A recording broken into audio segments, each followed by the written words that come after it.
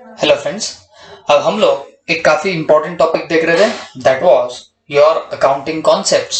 Okay, और मैं आपको पहले भी बता चुका हूँ, ये जो accounting concept which we are going to study now, ये एग्जाम में पूछा जाता है और फिक्स तौर पे पूछा जाता है फॉर 2 मार्क्स 4 मार्क्स आप लोग बोल सकते हो। जनरली तो ये आपको दिखेगा 4 मार्क के लिए पूछा हुआ इन एग्जामिनेशन। तो वैसा देखा जाए तो काफी इंपॉर्टेंट चीज हम लोग पढ़ रहे हैं, that is what your accounting concepts. बच्चों, ये अकाउंटिंग कॉन्सेप्ट में हमने बेसिकली सबसे पहली जो अकाउंटिंग कॉन्सेप्ट थी वो हमने खत्म करी है। ओके, और फर्स्ट अकाउंटिंग कॉन्सेप्ट कौन सी थी बताना, हमारे बिजनेस एंटिटी कॉन्सेप्ट। ठीक है, हम लोगों ने देखा कौन सा है बताना, बिजनेस एंटिटी कॉन्सेप्ट। और ये बिजनेस एंटिटी कॉन्सेप्ट ने हमको सिखाया कि business unit is separate and distinct from the owner. मतलब आपका जो बिजनेसमैन होगा और जो बिजनेस है दोनों भी अपने आप में अलग होते हैं। ओके, फिर इसमें हम लोगों ने ये भी बात देखी कि हम जब भी अकाउंटिंग करते हैं तो हम लोग point of view of business करते हैं। ओके, बिजनेस के पॉइंट ऑफ व्यू से हम लोग अकाउंटिंग करते हैं, ना कि उसके ओनर के हिसाब से। और इसी के बाद हम लोगों ने ये भी बात बोली कि जो नॉर्मली प्रोप्राइटर कैपिटल लगाता है बिजनेस के अंदर, तो उसे क्यों लाइबिलिटीज साइड में ही बताया जाता है। लाइबिलिटीज का वैसा देखा जाए तो मीनिंग क्या निकलता, हमें जिसे पैसा देना बाकी हो उसे बोला जाता है लाइबिलिटीज। तो अगर मान लो कोई बिजनेसमैन अपना खुद का पैसा कोई बिजनेस में लगाता है तो हम उसे लाइबिलिटी क्यों बोलते बच्चों, तो रीजन इज दैट क्योंकि business is different from businessman. और हम लोग अकाउंटिंग किसके कर रहे हैं, हम लोग तो बिजनेस की अकाउंटिंग कर रहे हैं, क्योंकि we are doing the accounting of your business. तो भाई बिजनेस को तो पैसा मिला, और किससे पैसा मिल रहा है, बिजनेस मन से पैसा मिल रहा है। ओके, तो ये जो उसे पैसा मिलेगा तो वो उसे लाइबिलिटी मानेगा। जब उसका बिजनेस वाइंड अप होगा तो बिजनेस को क्या करना पड़ेगा, बिजनेसमैन को पैसा रिटर्न करना पड़ेगा। ओके, फिर इसके बाद में हम लोग और थोड़ा सा आगे गए और हमने ये भी देखा था, और इसी कॉन्सेप्ट के हिसाब से जब भी पर्सनल ट्रांजैक्शन होता है आपके प्रोप्राइटर का, तो आप उसको रिकॉर्ड नहीं करते हो बिजनेस के बुक्स में। हाँ, लेकिन आपने बिजनेस से पैसा निकाला फॉर पर्सनल पर्पसेस, तो वो डेफिनेटली यहाँ पे क्या होता है बताना, रिकॉर्ड होता है। ओके, तो ये सब बातें हमने देखी थी। और फिर यहाँ पे कंक्लूजन निकाला कि भाई बिजनेस के खुद के असेट्स होते हैं और उसके खुद के ही क्या होते हैं बताना, लाइबिलिटीज भी होते हैं। Okay, it has its own assets as well as its own liabilities. तो ये सब बातें हमने बिजनेस एंटिटी कॉन्सेप्ट में देखी थी। ओके, और मैंने शॉर्ट में भी लिखा के दिया था, आई होप सब लोगों ने उसे अच्छे से लिख भी लिया होगा। अब इसके बाद हम लोग जो नेक्स्ट कॉन्सेप्ट देखेंगे, पहले उसे हम लोग शॉर्ट में देखते और फिर उसके बाद में उसका डिटेल हम लोग रीडिंग करेंगे थ्रू अवर बुक्स। ओके, तो प्लीज बी फोकस्ड। अब next concept is your money measurement concept. Okay, next concept हमारी कौन सी बताना, मनी मेजरमेंट कॉन्सेप्ट। अब बच्चों, ये मनी मेजरमेंट कंसेप्ट एग्जैक्टली आपको क्या समझाती है, क्या बोलती है, तो मनी मेजरमेंट कंसेप्ट का बोलना इतना ही है बच्चों, only those transaction which are measurable in terms of money should be recorded for. मतलब जिन ट्रांजैक्शन को आप मनी के टर्म्स में मेजर कर सकते, बस वही ट्रांजैक्शन आप लोग रिकॉर्ड करने वाले हो हमारे बुक्स ऑफ अकाउंट में। और कोई जो बाकी के चीजें हैं जो आप मनी में मेजर नहीं कर सकते, they will never be recorded in your what books of account. तो ये चीज का प्रॉपरली ख्याल रखना। तो इसको हम लोग यहाँ पे शॉर्टली लिखेंगे और उसके बाद वो कंसेप्ट को अंदर जाके पढ़ेंगे। तो शॉर्टली मैं इतना ही बोलूंगा, only those transactions should be recorded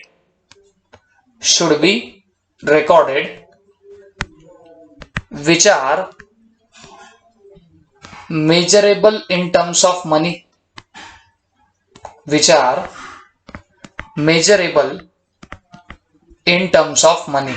okay, जो मनी के टर्म्स में मेजर होते हैं। ओके, बस आप वैसे ही ट्रांजैक्शंस को क्या करने वाले हो, वहां पे रिकॉर्ड करोगे।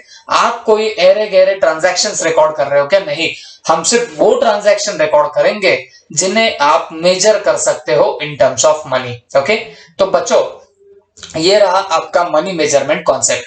हमने सबसे पहले देखा था बिजनेस एंटिटी कॉन्सेप्ट, तो ये बिजनेस एंटिटी कॉन्सेप्ट एक ही बात बताती है कि business is different from the businessman, दोनों अलग अलग है। और जब भी हम लोग अकाउंटिंग करते हैं तो वो हम लोग अकाउंटिंग करते हैं as per your business, business के एंगल से करते हैं, ना कि बिजनेसमैन के। And now we have seen what money measurement concept. और ये कॉन्सेप्ट सिंपली क्या बोलती है बच्चों, only those transaction should be recorded which are measurable in terms of money, जिन्हें आप मेजर कर सकते हो या जिन्हें आप मनी के टर्म्स में बता सकते हो, बस वही ट्रांजैक्शन को आप लोगों ने रिकॉर्ड करना। सपोज फॉर एग्जांपल मैं आपको बताता हूं, मैंने फर्नीचर परचेस किया, ओके, और फर्नीचर परचेस किया है 40,000 में। बात समझ में आ गई आपको? मैंने फर्नीचर परचेस किया है और फर्नीचर कितने में परचेस किया, 40,000 में परचेस किया, 40,000 में परचेस किया। तो मुझे एक बात बताना, ये जो फर्नीचर है, ओके, इसको परचेस करना ये हो गया आपका एक ट्रांजैक्शन। और डेफिनेटली ये ट्रांजैक्शन जो है ये measurable in terms of money है। आप उसे पैसे के टर्म्स में मेजर कर सकते हो, पैसे के टर्म्स में आप उसको इंडिकेट कर सकते हो। तो ये जो ट्रांजैक्शन होगा इसे हम लोग बोलते हैं कि the transaction which is measurable in terms of money. तो ऐसे जो भी ट्रांजैक्शन होंगे जिसे आप मनी के टर्म्स में मेजर कर सकते हो, तो ये सारे ट्रांजैक्शंस को आप क्या कर सकते हो बताना, आप लोग रिकॉर्ड कर सकते हो। Okay, this all transactions can be what recorded over here. I hope सबके दिमाग में ये चीज गई होंगी। तो चलो अब हम लोग यहां पे अंदर जाके देखते हैं। This concept implies that only those transaction, सिर्फ वही transaction which can be expressed in terms of money, जिन्हें आप लोग मनी के टर्म्स में एक्सप्रेस कर सकते हो, are recorded in the books of account. बस वही ट्रांजैक्शन आप लोग कहां रिकॉर्ड करने वाले हो, बुक्स ऑफ अकाउंट में रिकॉर्ड करोगे। ठीक है, और जिन ट्रांजैक्शन को मनी में मेजर नहीं कर सकते उन्हें कभी भी हम लोग हमारे बुक्स ऑफ अकाउंट में रिकॉर्ड नहीं करने वाले, बुक्स ऑफ अकाउंट में हम लोग इंडिकेट नहीं करने वाले। आई होप सबके दिमाग में गया होगा। Since money serves as the medium of exchange, transaction expressed in money are recorded and the ruling currency of the country is the measuring unit for the accounting. Okay, अब तुमको भी पता है हमारे इंडिया में मनी जो है, या इंडिया बोलो या ऑल ओवर द वर्ल्ड बोलो, जो मनी होता है ना बच्चों, ये मीडियम ऑफ एक्सचेंज माना जाता। अब पहले जमाने में आपको पता होगा, कोई चीज अगर आपको लानी हो तो आप लोग गोल्ड के कॉइन्स दिया करते थे या गोल्ड दिया करते थे, ये था पहला जमाना। फिर कॉपर सिल्वर वगैरह इसके कॉइन्स आने लग गए, और फिर उसके बाद में मनी का इन्वेंशन हुआ, और फिर अकॉर्डिंगली जब भी आपको कोई चीज लेनी है तो आपको उसके बदले में क्या देना पड़ता है, मनी देना पड़ता है। तो in short money serve as the medium of exchange. Money एक एक्सचेंज है, क्या का बताना, मीडियम ऑफ एक्सचेंज है। और जो भी ट्रांजैक्शन है उसे आप रिकॉर्ड कैसे करोगे बताना, जिस कंट्री में आप लोग डील कर रहे हो तो उस कंट्री की करेंसी को आप लोग मेजरिंग यूनिट मानोगे। जैसे हम लोग इंडिया में है तो इंडिया की करेंसी कौन सी है बताना, रुपीज है। ओके, हम अगर जापान चले जाए तो जापान की करेंसी क्या है, येन है। ओके, यूएसए में चले जाओगे तो वहां की करेंसी आपको डॉलर में मिलेगी।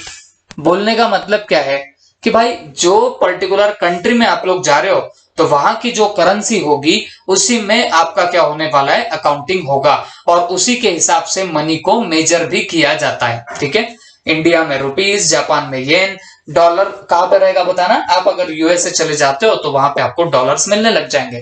तो in short this is your money measurement concept. जिन ट्रांजैक्शन को मैं मनी में मेजर कर सकता, बस वही ट्रांजैक्शन मैं बुक्स ऑफ अकाउंट में रिकॉर्ड करूंगा, और बाकी के transaction I am not going to record in my books of accounts. और किस करेंसी में रिकॉर्ड करोगे, जो आपकी रूलिंग करेंसी है। ओके, मतलब जिस कंट्री में आप हो तो वहां की जो करेंसी होगी उसके हिसाब से आप लोग अकाउंटिंग करने वाले हो। इसके बाद transaction which do not involve money, मतलब ऐसे ट्रांजैक्शन जिसके अंदर मनी इन्वॉल्व नहीं होती, will not B recorded in the books of account. तो बात बहुत सिंपल है, जो ट्रांजैक्शन में मनी इन्वॉल्व होगी बस वही ट्रांजैक्शन हम लोग रिकॉर्ड करते, और जिन ट्रांजैक्शन में मनी ना हो हम उसे कभी भी रिकॉर्ड नहीं करने वाले। ओके, तो यहां पे हम लोगों ने लिखा भी था मनी मेजरमेंट के, यहां हम लोग क्या लिख रहे थे, only those transaction should be recorded which are measurable in terms of money. ठीक है, तो आप मनी मेजरमेंट को कुछ ऐसा भी लिख सकते हो। ओके, मनी मेजरमेंट, और फिर यहां इसके हम लोग बना सकते हैं दो पार्ट कौन से बना सकते बताना, transaction measurable in terms of money, measurable in money, ऐसे ट्रांजैक्शन हो सकते, और not measurable in terms of money. Okay, not measurable in money, तो ऐसे आपके दो टाइप के ट्रांजैक्शन हो सकते।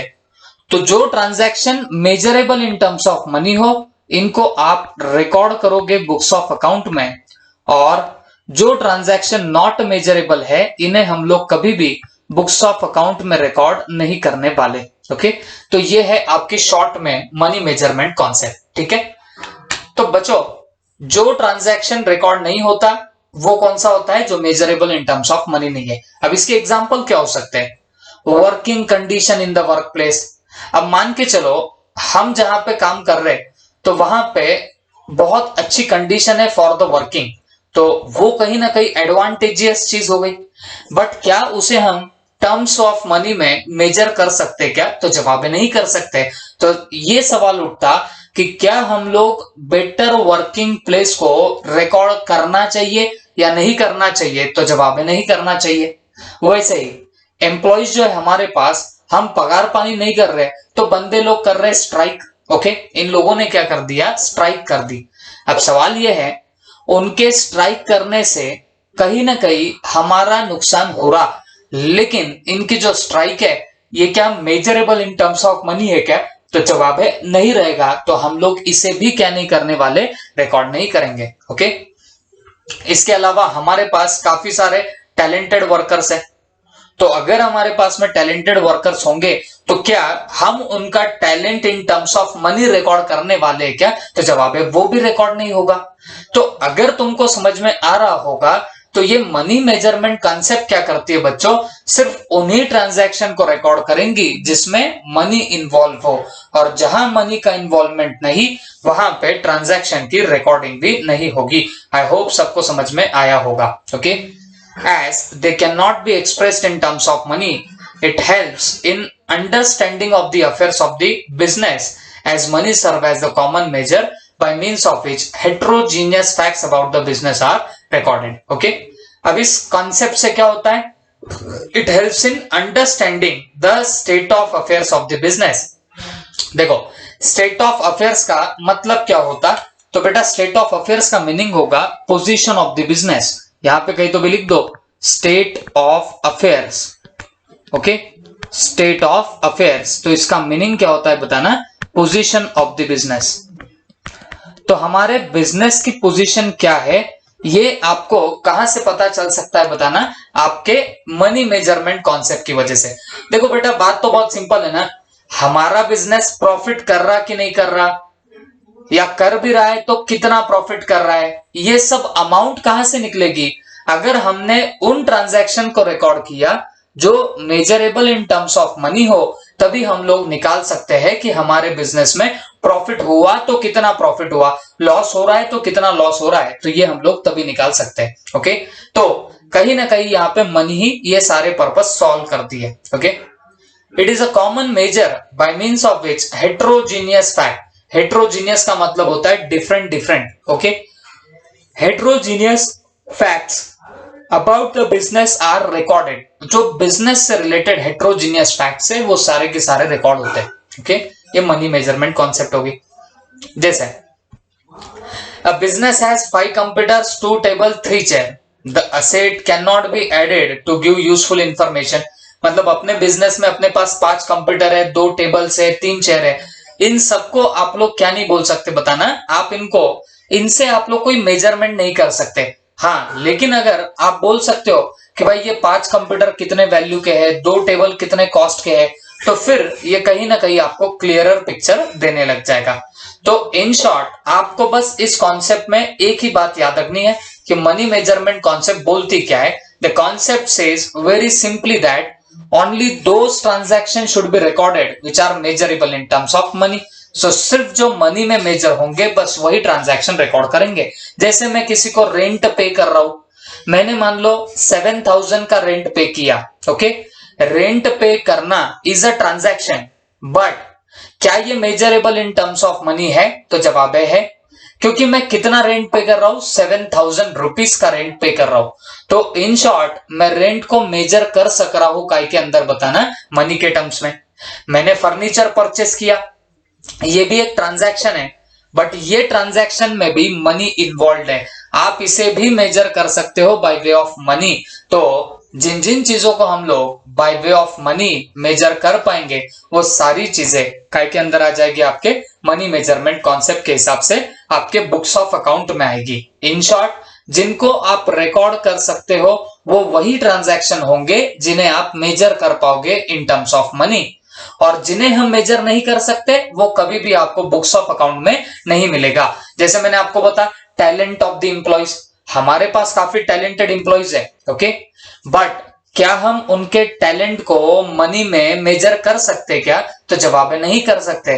तो क्या हम इन्हें बुक्स ऑफ अकाउंट में बताएंगे? तो जवाब है नहीं बता सकते। तो ये हुई आपकी मनी मेजरमेंट कॉन्सेप्ट, ओके। तो इसका कंक्लूजन क्या निकाल रहे हो? सिर्फ उन ट्रांजैक्शन को रिकॉर्ड करो जिनको आप एक्सप्रेस कर सको इन टर्म्स ऑफ मनी, और जिन्हें नहीं कर सको in terms of money express तो उन्हें हम लोग रिकॉर्ड नहीं करते, okay. And now there is very one important concept over here, this is nothing but the cost concept, okay. हम लोग अब एक नई कॉन्सेप्ट देख रहे हैं, और वो कौन सी कॉन्सेप्ट देख रहे हैं बताना, कॉस्ट कंसेप्ट देखने वाले, ओके। अब ये कॉस्ट कंसेप्ट एग्जैक्टली क्या है क्या नहीं, ये सब आपको आराम से समझ के लेने की जरूरत पड़ेगी, ओके। अब बच्चों मुझे एक बात बताना, हम जब भी कोई पर्टिकुलर असेट परचेस करते हैं, हम कोई भी अगर असेट परचेस करेंगे तो उसे हम कितने पे रिकॉर्ड करेंगे हमारे बुक्स ऑफ अकाउंट में। मान के चलो मैंने क्या किया, मैंने मेरे बिजनेस के लिए एक लैपटॉप परचेस किया, ओके, और ये लैपटॉप में परचेस कितने में कर रहा हूं, 60,000 में परचेस कर रहा हूं, और डेफिनेटली ये लैपटॉप मैंने मेरे प्रोफेशन के लिए परचेस किया है, ठीक है। तो आपको नहीं लगता कि मेरी बिजनेस के लिए दिस इज माय असेट, मेरे बिजनेस के लिए मेरी क्या बन जाएगी, असेट बनेगी, ओके। तो सवाल ये उठता, मैं मेरे बुक्स ऑफ अकाउंट में ये पर्टिकुलर असेट को कितने में बताऊंगा, at how much amount I will be recording this laptop in my books of account। तो जवाब रहेगा भाई जितने में एक्वायर किया तो आपने उतने में ही उसे रिकॉर्ड करना चाहिए। तो अगर आपने 60,000 में एक्वायर किया तो आपने रिकॉर्ड भी उसे कितने में करना चाहिए, 60,000 में करना चाहिए। ये आपको कौन सिखाता है, आपको कॉस्ट कॉन्सेप्ट सिखाती है। कॉस्ट कॉन्सेप्ट बहुत सिंपली बोलती है बच्चों, जो भी चीज आप लोग परचेस करोगे, whichever thing you are purchasing over here, that should be recorded in the books of account at that value in which you have acquired it। मतलब तुम लोगों ने किसी असेट को जितने में एक्वायर किया उस वैल्यू पे आप लोग उसे बुक्स ऑफ अकाउंट में बताओगे। तो ये तो बड़ी सिंपल सी बात है। अगर मैं कोई particular asset, let's say I am purchasing my laptop, ये अगर मैं परचेस कर रहा हूं 60,000 में, तो डेफिनेटली मैं बुक्स ऑफ अकाउंट में इसे कितने में बताऊंगा, मैं 60,000 में बताऊंगा एज माय असेट। ये कौन सी कॉन्सेप्ट बोलती है, तो ये कॉस्ट कंसेप्ट बोलेगी, ठीक है। तो देखो, N asset is recorded in the books, कोई असेट को बुक्स में आप रिकॉर्ड करोगे on the basis of historical cost, okay, on the basis of what, historical cost. Historical cost का मतलब क्या होता है, वहां पे लगा तो आप लोगों को लिख देना acquisition price, okay. Historical cost का मतलब क्या होता है, acquisition price.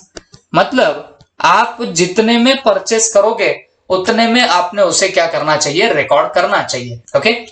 That is the acquisition cost. देखो यहां पे लिखा भी है, मतलब कॉस्ट कंसेप्ट का क्या निकल रहा है, an asset is to be recorded in the books of account on the basis of what, historical cost, that is the acquisition cost। मतलब जितने में एक्वायर किया उतने में आप लोग क्या करने वाले, उसे रिकॉर्ड करने वाले।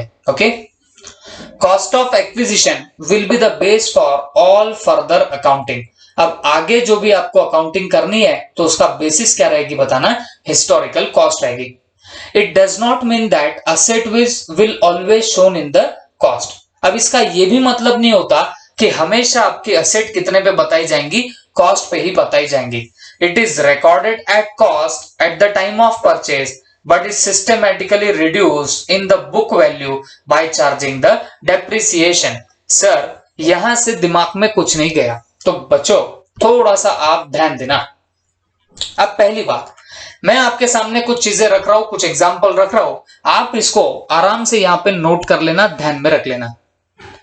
मान के चलो अपना एक बिजनेस है और उस बिजनेस के लिए हम लोग मशीनरी परचेस कर रहे हैं। ओके, हमारा एक बिजनेस है और उस बिजनेस के लिए हम लोगों ने एक मशीनरी परचेस करी है और ये मशीनरी हमने परचेस करी है ₹5 लाख में। ओके, हम लोगों ने 5 लाख में एक मशीन परचेस करी है।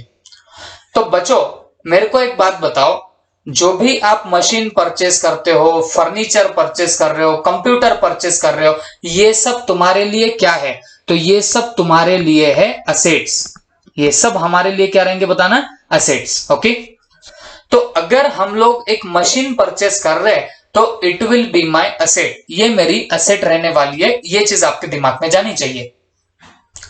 अब सवाल ये उठता, असेट को आप रिकॉर्ड कहां पे करते हो? तो मैं बहुत पहले ही आपको बता चुका था बच्चों, ऐसे बनती है हमारी एक बैलेंस शीट। याद है सबको बैलेंस शीट हम लोग बनाते हैं? बैलेंस शीट में ये साइड होती है असेट्स की, ओके, और ये साइड होती है आपके लाइबिलिटीज की। क्लियर है सबको?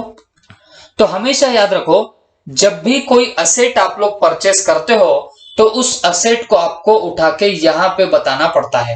ओके, बैलेंस शीट में आपको उसे बताना पड़ता है। ये बैलेंस शीट मैंने आपको बहुत बार बता चुका हूं पहले भी, अभी वापस से आपको इंडिकेट कर दिया। ठीक है, तो अगर मैं कोई असेट परचेस करूं तो मैं वो बैलेंस शीट के असेट साइड में बताऊंगा। बट सवाल ये उठता, बैलेंस शीट में कितने पे बताऊंगा?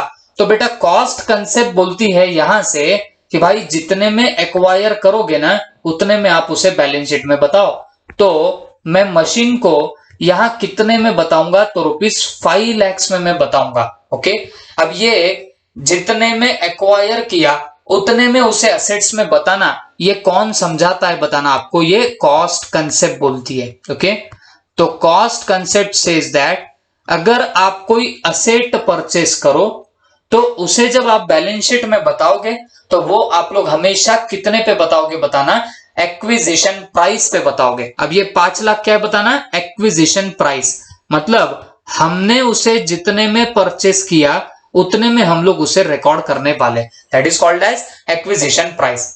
और एक्विजिशन प्राइस में ही बताना, इसको आप लोग क्या नाम दोगे? कॉस्ट कंसेप्ट नाम दोगे।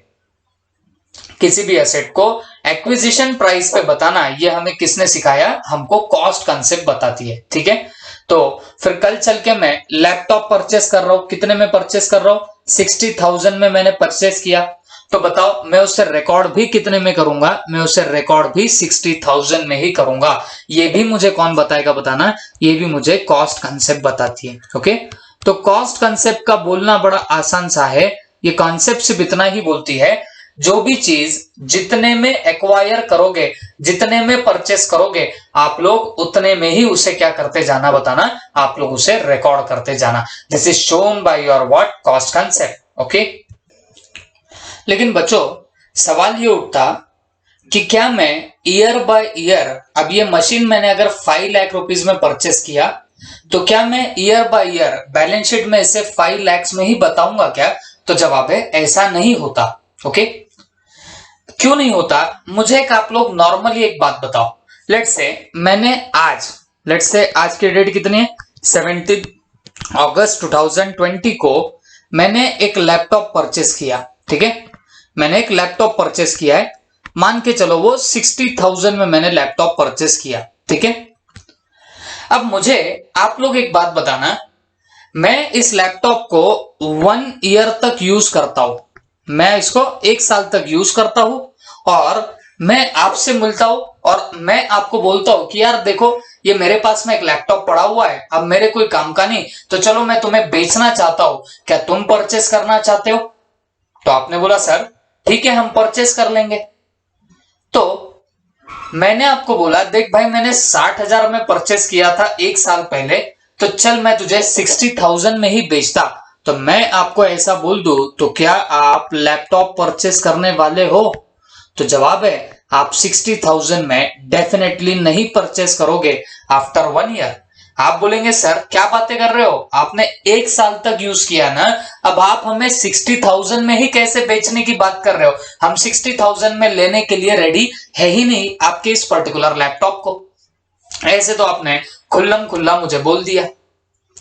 अब सवाल ये उठता ऐसे केस में मैंने आपको क्या करना चाहिए? तो तुम जवाब देंगे सर 60,000 पे परचेस किया ना, अब कुछ कम ज्यादा करके हमको ये पर्टिकुलर लैपटॉप दे दो। ओके, और अपनी मांडवली हुई एंड अकॉर्डिंगली मैं 40,000 में आपको ये लैपटॉप देने के लिए रेडी हो गया। ओके, और आप भी इसे 40,000 में परचेस करने के लिए रेडी हो गए।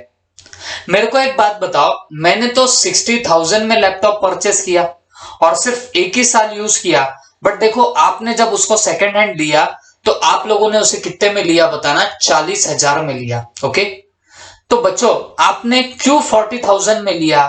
तो आप बोलेंगे सर बात बहुत सीधी है ना, आपने उसे 1 ईयर तक यूज किया ना, आपने इसे यूज किया तो इसके लिए हम लोग उसे 60,000 में नहीं लेंगे, हम तो उसे 40,000 में लेंगे। मैं पूछता हूं क्यों रे भाई, ऐसा क्यों कर रहे हो? 60,000 में अगर मैं परचेस करूं 1 साल यूज करूं तो आप मुझे 20,000 रुपए काट के क्यों पैसे दे रहे हो? तो आप बोलना सर आपने उसे 1 साल तक यूज किया ना, तो इसकी जो वैल्यू होती है ना, ये वैल्यू क्या होने लग जाएगी? डिक्रीज होने लग जाएगी, या मैं बोलूंगा there will be reduction in the value of the asset. किसी भी असेट का ऐसा ही होता है, कोई भी असेट लो, अगर आप उसे क्या करते हो बताना, यूज करते जाते हो तो उसकी वैल्यू रिड्यूस होने लगती है। Okay, it's value will get what? Reduce. और ये जो reduction in value of asset होता, बात समझो, जो भी आपके असेट में रिडक्शन होता, reduction in value of asset due to its use. Okay, due to its use मतलब आप क्या कर रहे हो? असेट को यूज कर रहे हो ना, इसको यूज करने की वजह से जो रिडक्शन हुआ इन द वैल्यू ऑफ असेट, इस रिडक्शन को क्या बोला जाता है? डेप्रिसिएशन। ओके, इस रिडक्शन इन वैल्यू को क्या बोला जाएगा बताना? डेप्रिसिएशन। जैसे मेरा लैपटॉप था कितने का? 60,000 का, और कब परचेस किया? 1 साल पहले, और मैं अगर आपको 1 साल बाद बेचूं तो आप उसे 60,000 में परचेस नहीं कर रहे, आप बोल रहे सर हम 40,000 में ही परचेस करेंगे। ओके, मैंने पूछा क्यों? तो आप बोलते सर आपने यूज किया ना, तो यूज करने से उसकी वैल्यू क्या होती है बताना? रिड्यूस होती है। तो फिर अकॉर्डिंगली यहां पे आपका क्या हो जाएगा बताना? डेप्रिसिएशन माना जाएगा। ओके, तो जो भी असेट की वैल्यू में रिडक्शन होता है उसके यूसेज की वजह से उसको अकाउंटिंग में क्या बोला जाता? डेप्रिसिएशन बोला जाता। उसको क्या बोलते हैं? डेप्रिसिएशन। वैसे ही प्लांट एंड मशीनरी, मान लो आप लोगों ने आपके बिजनेस के लिए 5 लाख में परचेस करी थी और 2 साल बाद आप आपकी प्लांट एंड मशीनरी मुझे बेचना चाहते हो। ओके, तो मैं आपको क्या बोलूंगा?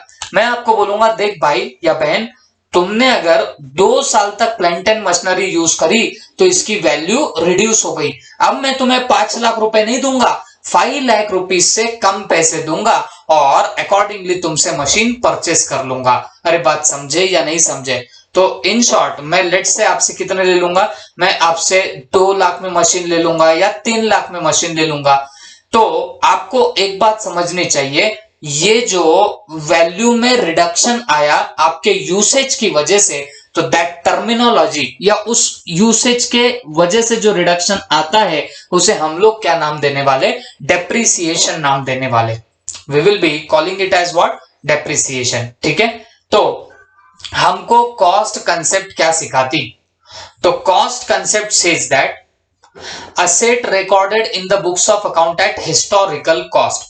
कोई भी असेट को आप लोग क्या करने वाले हो, उसे हिस्टोरिकल कॉस्ट में ही आप लोग उसे इंडिकेट करोगे। और हिस्टोरिकल कॉस्ट का मतलब क्या होता है, एक्विजिशन कॉस्ट, मतलब जितने में परचेस किया उतने में बताओ। ये कौन बोलता बताना, आपकी कॉस्ट कंसेप्ट बोलती है। ओके, लेकिन it does not mean that asset will always be shown at cost. लेकिन इसका मतलब ये नहीं होता कि असेट हमेशा कॉस्ट पे ही दिखाई जाएगी, ऐसा भी नहीं होता। Okay, over the period of time इसकी वैल्यू सिस्टमेटिकली रिड्यूस होते जाती है। Okay, systematically reduce in its book value. Book value मतलब हम जो बुक्स ऑफ अकाउंट में जिस वैल्यू पे बताएंगे that value will be called as what, your book value.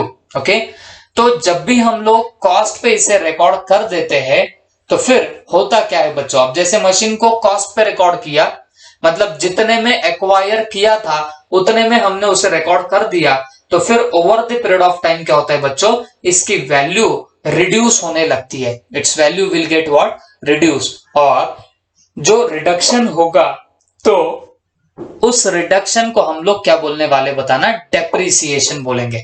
That reduction will be called as what, your depreciation. Okay, जैसे furniture purchase for 3 lakh and the same cost has been recorded in books. मतलब आपने furniture कितने का purchase किया, 3 लाख का, और आप उसको रिकॉर्ड भी कितने में कर रहे हो बताना, बुक्स ऑफ अकाउंट में, तो आप लोग उसे रिकॉर्ड भी 3 लाख में ही कर रहे हो। ओके, तो परचेस किया है 3 लाख का फर्नीचर और उसकी रिकॉर्डिंग भी हो रही है कितने में बताना है, 3 लाख रुपए में। तो ये किस कॉन्सेप्ट की बदौलत हो रहा, कॉस्ट कंसेप्ट की वजह से हो रहा। Okay, in the case market value goes up to 1 lakh और 1,50,000 it will not be considered. कल चल के उसकी वैल्यू जो है वो 1 लाख से 1,50,000 कुछ भी हो जाए, हम लोग इसको कंसिडर नहीं करेंगे। हम लोग सिर्फ इतना याद रखेंगे, हमने जितने में एक्वायर किया उतने में इसे क्या कर देना, रिकॉर्ड कर देना। ओके, तो ये आपको किस कॉन्सेप्ट ने सिखाया, आपको ये आपको ये कॉस्ट कंसेप्ट ने सिखाया। ओके, तो देखो बच्चों, अगर मैं शॉर्ट में आपको ये कॉन्सेप्ट्स के बारे में बताऊं तो फिर शॉर्ट में हम लोग इनके नोट्स क्या निकाल सकते हैं। तो जब आपने बिजनेस एंटिटी कॉन्सेप्ट देखी तो बिजनेस एंटिटी कॉन्सेप्ट के बारे में हम लोगों ने क्या बोला, business is different from businessman, short में। ओके, बिजनेस एंटिटी कॉन्सेप्ट क्या बोलती है, business is different from the businessman. Money measurement concept, बोलो मनी मेजरमेंट कॉन्सेप्ट क्या बोलती है, सिर्फ वो ट्रांजैक्शन रिकॉर्ड करो जो measurable in terms of money होते, which can be expressed in terms of money होंगे, बस हम वही ट्रांजैक्शन रिकॉर्ड करेंगे। और जिन्हें मनी में मेजर नहीं किया जा सकता वैसे ट्रांजैक्शन को कभी हम लोग बुक्स ऑफ अकाउंट में रिकॉर्ड नहीं करते। ओके, जैसे टैलेंट ऑफ द एम्प्लॉय, ये ऐसी चीजों को कभी रिकॉर्ड करने भी वाले हैं कि हम लोग नहीं रिकॉर्ड करेंगे। ओके, फिर इसके बाद नेक्स्ट हमने देखा कॉस्ट कंसेप्ट। कॉस्ट कंसेप्ट क्या बोलती है कि भाई जब भी आप कोई असेट परचेस करोगे, ओके, जब भी आपने कोई असेट परचेस करी तो आप उसे हिस्टोरिकल कॉस्ट पे रिकॉर्ड करेंगे। And what do you mean by historical cost, तो हिस्टोरिकल कॉस्ट का मतलब होता है जितने में एक्वायर करोगे उतने में आपको उसे क्या करना है, रिकॉर्ड करना पड़ेगा। Okay, cost of acquisition will be the base for all further accounting, और इसी में बोला गया है, लेकिन ये भी जरूरी नहीं कि हमेशा हम लोग बैलेंस शीट में उसे कॉस्ट पे ही रिकॉर्ड करेंगे, ऐसा भी नहीं होता। उसमें से हम लोग डेप्रिसिएशन भी करते हैं। और डेप्रिसिएशन किसको बोला जाता, ये असेट की वैल्यू जो होती है ना वो यूज करने के बाद रिड्यूस होते जाती है। तो ये जो रिडक्शन आता है वैल्यू ऑफ असेट में उसको क्या बोलते हैं, डेप्रिसिएशन। ये सारे चीजें आप लोग दिमाग में फिट करो, ये सब आपके लिए नए नए टर्मिनोलॉजीज है। ओके, तो अगर कोई असेट में रिडक्शन आता है उसके यूसेज की वजह से तो उसे आप लोग नाम क्या देने वाले हो, तो उसे हम लोग डेप्रिसिएशन नाम देंगे। ओके, तो जैसे लैपटॉप मैंने 60,000 में परचेस किया था और 1 साल बाद में आपको बेचने को निकला तो आप बोलेंगे सर हम 60,000 में नहीं लेंगे, हम 40,000 में लेंगे। मैं पूछता हूं क्यों, तो आप बोलते हो सर आपके यूसेज की वजह से लैपटॉप की वैल्यू डिक्रीज हो गई, और उस डिक्रीज को मैं क्या नाम दूं, डेप्रिसिएशन। ओके, तो this is about your 3 concept. Okay, 3 important concept हमने यहाँ पे देख के रखी है। अब बाकी के जो कॉन्सेप्ट रहेंगे will be saying tomorrow. Okay, thank you.